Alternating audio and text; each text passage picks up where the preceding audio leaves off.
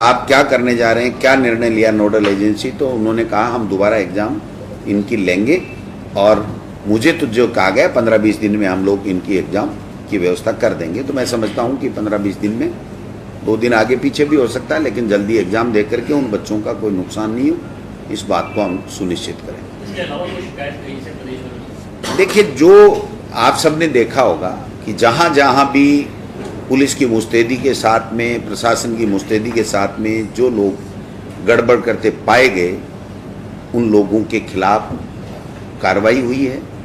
और ये कार्रवाई जब इतने लोगों के खिलाफ हुई है, तो अगर इनकी चेन सर्किल आगे जाएगी तो जितने आगे तक जाएगी उतने आगे तक हमारी सरकार, जो भी एजेंसीज हैं जांच करने वाली, वो ले जाएंगे। और एक व्यक्ति के बारे में भी अगर हमें कोई इस तरह का कोई संज्ञान होता है कि उसने गड़बड़ की है, तो उसको पूरी तरीके से तहकीकात करके, पूरी तरीके से जांच कर करके और पारदर्शिता के साथ में इसका रिजल्ट जारी कराया जाए। अब वो तो देखो नोडल एजेंसी का काम है। जो परीक्षा होने के बाद ही पूरी परीक्षा का रिजल्ट एक साथ जारी किया जाएगा, अलग-अलग जारी किया जाएगा? वो इससे कोई लंबा चौड़ा फर्क पड़ने वाला नहीं है। वो नोडल एजेंसी जो चाहे जैसे करे, उसमें सरकार का कोई रोल नहीं रहता है, क्योंकि उनका भी रिजल्ट आना है। ये तो एलिजिबिलिटी टेस्ट है, तो एलिजिबिलिटी टेस्ट में जो नंबर जिसके आएंगे वो आएंगे। मेरिट एक बार ये मैं कह सकता हूं कि टोटल रिजल्ट आने करता है, उससे ज़्यादा टैलेंट होता है, ज़्यादा सीनियर होता है, तो निश्चित रूप से उस पेपर को हल करने में उसके लिए सुविधा रहती है। चूंकि अब भारत सरकार का कानून था, मैंडेटरी था, तो हमने किया। और अब हाई कोर्ट इसकी इंटरप्रिटेशन किस प्रकार से करता है व्याख्या, उसके ऊपर हम लोग आगे से चलेंगे। और अभी जो रिजल्ट जो आएगा, मैं समझता हूं कि नीट का, वो भी इस रिजल्ट के ऊपर ही आधारित होगा। जो हाई कोर्ट कहेगा उसी हिसाब से आगे चलेगा। दूसरा मैं कहना चाहता हूं कि कल तमाम लोगों को, प्रदेश के लोगों को, प्रशासनिक अधिकारियों को, शिक्षकों को, हमारे विभाग के तमाम अधिकारी, कर्मचारी, शिक्षक, उनको, पुलिस को, माननीय मुख्यमंत्री जी को विशेष रूप से, सामाजिक संगठनों को, पत्रकारों को, मीडिया के लोगों को, सबको धन्यवाद देना चाहता हूं कि इस एग्जाम, जो सबसे बड़ी देश की एग्जाम थी, उसको पूरी पारदर्शिता के साथ में संपन्न कराने के लिए सबका सहयोग हमको बहुत शानदार तरीके से मिला। और हमारा एक लोक कल्याणकारी सरकार का जो मैसेज था, वो पूरे देश में, अन्य स्टेट्स में भी गया। और जब दूसरे स्टेट्स के जो बच्चे आए, उन्होंने भी कहा कि हमने आज तक ऐसा व्यवस्थाएं नहीं देखी कि हमको बाकायदा तिलक लगा करके गांव के लोग, एनजीओ, भामाशाह वो भेज रहे हैं, पुलिस वाले सेंटर पे छोड़ के आ रहे हैं, और पूरे खाने और रहने का इंतजाम किया जा रहा है। तो माननीय मुख्यमंत्री जी ने जब बजट घोषणा की थी कि हम राजस्थान रोडवेज की बसों में फ्री करेंगे, तो जब ये संज्ञान में आया कि ये बच्चे राजस्थान रोडवेज की बसों में नहीं जा पाएंगे, तो मुख्यमंत्री जी ने एक बैठक बुला करके ये घोषणा की कि हम लोग सबको फ्री करेंगे, प्राइवेट बसों का अधिग्रहण करेंगे और उसका पैसा सरकार देगी। तो इससे बढ़िया कोई निर्णय मैं समझता हूं हो नहीं सकता। इस परीक्षा को पारदर्शिता के साथ संपन्न कराने के लिए भी माननीय मुख्यमंत्री जी ने विभाग के प्रस्तावों को स्वीकार करते हुए जो कड़े फैसले और पूरे पुलिस प्रशासन को पूरी मुस्तैदी के साथ में लगाया, और जो लोग पाए जाएंगे उनको बर्खास्त किया जाएगा, और अंदर मोबाइल वगैरह नहीं ले जाया जाएगा, चाहे कोई कितना भी बड़ा अधिकारी हो वो नहीं ले जाएगा। तो इससे मैं समझता हूं कि राजस्थान की साख भी बड़ी है। जिन बच्चों ने मेहनत की है उनको परिणाम भी मेहनत के मुताबिक मिलेंगे। एक सेंटर जो हमारा अलवर जिले का था, उसमें कुछ देरी से, ट्रैफिक जाम होने की वजह से पेपर थोड़ा देरी से मिला, और फिर वहाँ के लड़कों ने वहाँ पर परीक्षा देने से इनकार कर दिया। जहाँ पर मौजूदा जो भी अधिकारी थे उन्होंने प्रयास किया, लेकिन चूंकि जब तक जिला कलेक्टर, जिला प्रशासन आता, समझाइश करता, तब तक काफ़ी देर हो चुकी थी, लेकिन सेकंड पारी का जो एग्ज़ाम है वो पूरे तरीके से वहाँ पर जो सेंटर पे थे उसको सबको ले आया गया। आप सबने मीडिया में चलाया है, आप सबको पता है कि किस प्रकार से कैसे कैसे प्रयास किए गए लोगों के द्वारा, चप्पलों में सिम डाल दी गई, कई सरकार के हमारे विभाग के शिक्षकों का भी नाम आ रहा है, पुलिस के कर्मचारियों का भी नाम आ रहा है। तो मैं समझता हूँ इस बात को जो घोषणा माननीय मुख्यमंत्री जी ने की है उसी के संदर्भ में देखा जाएगा, इसमें किसी को शंका करने की आवश्यकता नहीं है। लेकिन मैं इतना कहना चाहता हूँ कि जो रीट का एग्ज़ाम 25-26 लाख बच्चों का जो राजस्थान में हुआ, जिसका गिनीज बुक में नाम लिखा जाएगा, अगर गिनीज बुक वाले हमारी बात मानेंगे तो, और जिस तरीके से शानदार तरीके से दिया गया, आप सोशल मीडिया में उनके कमेंट्स देखिए, जो बच्चे बाहर से, एमपी से, यूपी से, बिहार से आए, वो ये कह रहे हैं हमने ऐसा उत्सव कभी नहीं देखा। यानी अपनी एग्जाम को वो उत्सव के रूप में लोगों ने परिवर्तित किया। इसके लिए मैं विशेष रूप से तमाम जो भामाशाह और जो लोग इस व्यवस्थाओं में जुटे थे, सरकार के कार्मिकों की तो ड्यूटी थी, लेकिन वो जो लोग जुटे और जिस प्रकार से खाना और व्यवस्थाएं दी, मैं समझता हूँ हम उनको सैल्यूट करते हैं कि ऐसे लोगों ने एक अच्छा उदाहरण पेश किया जिससे हमारे राजस्थान प्रदेश का उन्होंने गौरव बढ़ाया है।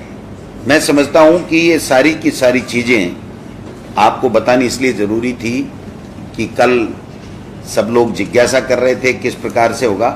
अभी मैंने नोडल एजेंसी को, निदेशक महोदय को कहा था कि आप बात कीजिए कि हम इस सेंटर के बारे में और जो बच्चे उस सेंटर के ऊपर पर्टिकुलर रह गए उसके बारे में हम लोग क्या करने वाले हैं। इन्होंने वहाँ के चेयरमैन और सेक्रेटरी से बात की है, वो ये कह रहे हैं कि जो सेंटर पूरा का पूरा रह गया था उसका पेपर हम जल्दी से जल्दी दोबारा बनवा करके एक सेंटर पे या 2 सेंटर पे जैसे भी उनको ठीक लगेगा वो उनकी एग्ज़ाम हम दोबारा लेंगे और दोबारा लेने के बाद में हम लोग रिजल्ट जारी करेंगे। ये जो बात उन्होंने नोडल एजेंसी ने कही है। फिर भी अगर कोई दिगर बात आएगी तो विभागीय स्तर के ऊपर उसकी जांच कमेटी भी बैठा दी जाएगी। अगर कोई किसी तरह की कोई बात आती है ऐसी जिसके लिए जांच किया जाना जरूरी है तो उसकी जांच कमेटी भी हम लोग बढ़ा देंगे। जो पेपर पहुंचना चाहिए था 8:30 बजे, वो 10:20 के ऊपर पहुंचे। तो ट्रैफिक जाम होने की वजह से जो एक तरीके से प्रशासनिक चूक रही है, हालांकि उनको एक कह दिया गया है कि आपको इतना समय हम ज़्यादा दे देंगे, लेकिन हर तरह के लोग रहते हैं, उसके ऊपर वो राजी नहीं हुए और वो एग्ज़ाम नहीं हो पाई।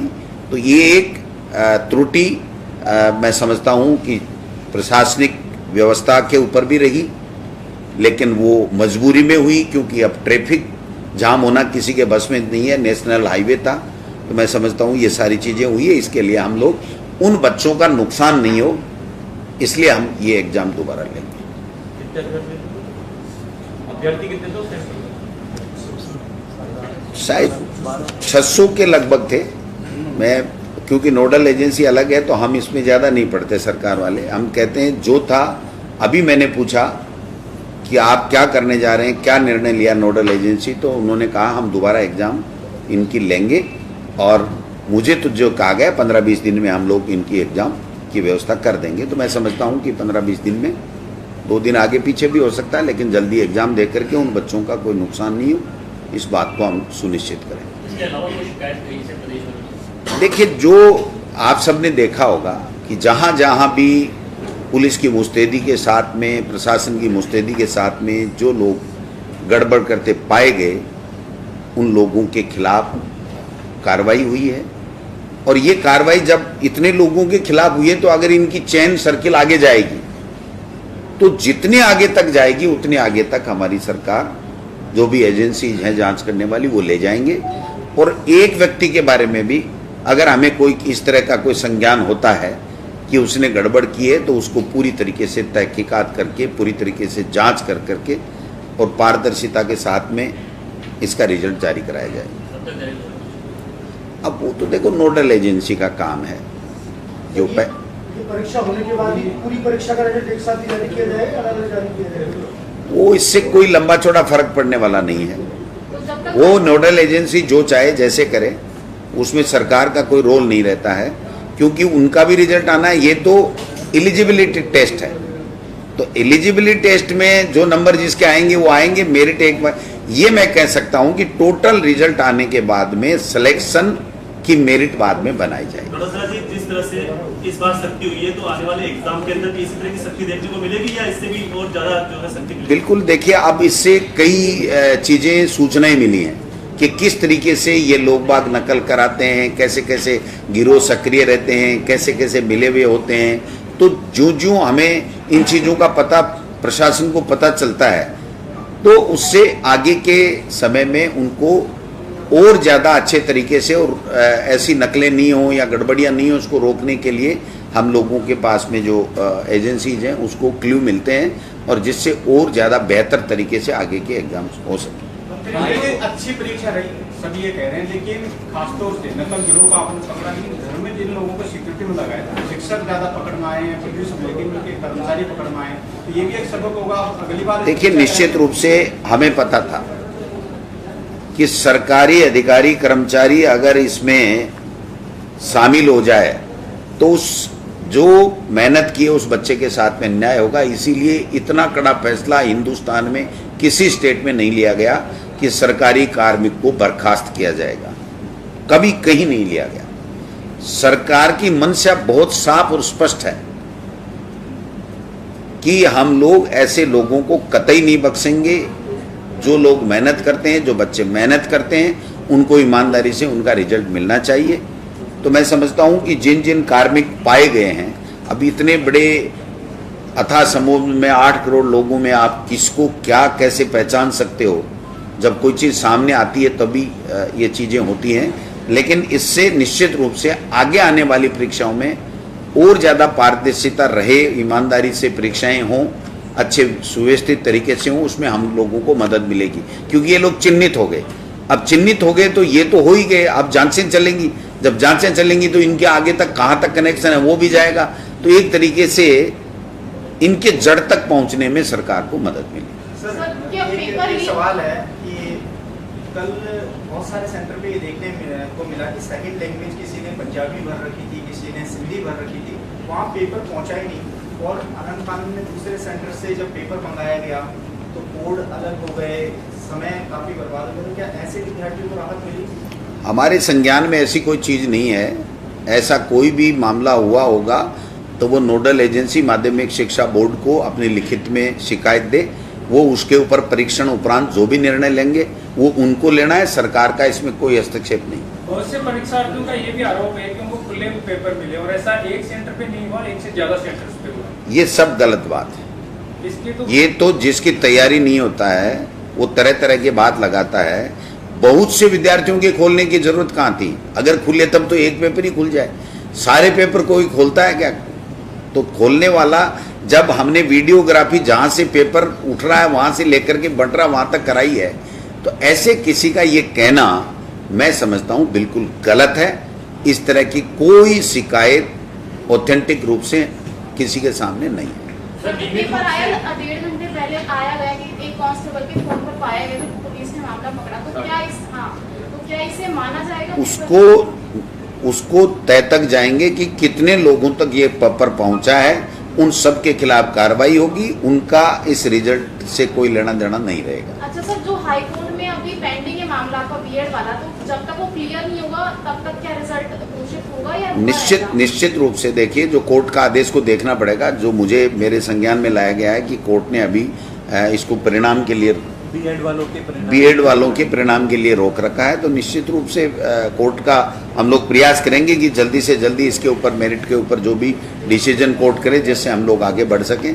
तो इसके लिए हम एजी साहब से आज मैं स्वयं भी बात करूंगा और विभागीय अधिकारियों को लगाएंगे कि हम जल्दी से जल्दी कोर्ट से इसमें जो भी निर्णय आए वो लें। सर, आपको लगता है कि जिस तरह से ये व्यवस्था हुई है, हर एक जिले में दूसरे जिले में जा रहे हैं, क्या हर एक जिले में अलग से इंडिविजुअल हो ताकि ये जो तैयारियां आप लोग बार-बार आपको नहीं करनी पड़े कि इंडिविजुअल हर एक जिले के एग्जाम? अब देखिए, ये तो जो नोडल एजेंसी होती है उसको तय करना होता है लेकिन समय समय के ऊपर जब एग्जाम्स होती हैं, उससे जब जो अनुभव मिलते हैं, उस अनुभव के आधार पर आगे की जो परीक्षाएं होती हैं उसमें जो भी निर्णय लेने होते हैं तो वो लेते हैं। तो मैं समझता हूं कि इसके ऊपर मेरा ये कहना कि ऐसा होना चाहिए, ऐसा होना चाहिए, ये कतई ठीक नहीं। सर आज से प्राथमिक स्कूलें भी खुल गई हैं, प्राथमिक कक्षा 18 महीने बाद में खुली। बच्चों का, अभिभावकों का, आप सबका, क्योंकि आपके बच्चे भी तो पढ़ ही रहे हैं ना। तो निश्चित रूप से इस कोरोना के कारण से जो 1.5 साल का दंश जो हमने झेला है वो कभी भूलने वाला नहीं है, लेकिन फिर भी